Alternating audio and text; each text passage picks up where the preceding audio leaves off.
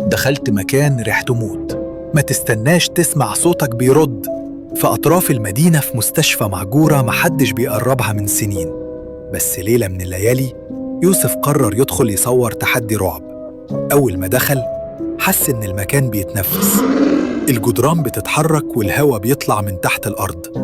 فجأة سمع صوت بيناديه باسمه، بس الصوت جاي من السماعة اللي هو لابسها. النور طفى والأبواب قفلت وكل حاجة بقت ساكتة إلا صوت واحد بيقول: أنت دخلت بس مش هتخرج. يوسف حاول يجري بس المستشفى كانت بتتغير، الممرات بتلف والغرف بتختفي.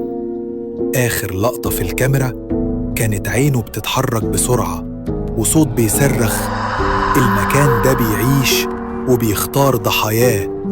لو عجبك الفيديو دوس لايك، ولو كملت للنهاية اشترك في القناة عشان اللي جاي هيخوفك أكتر.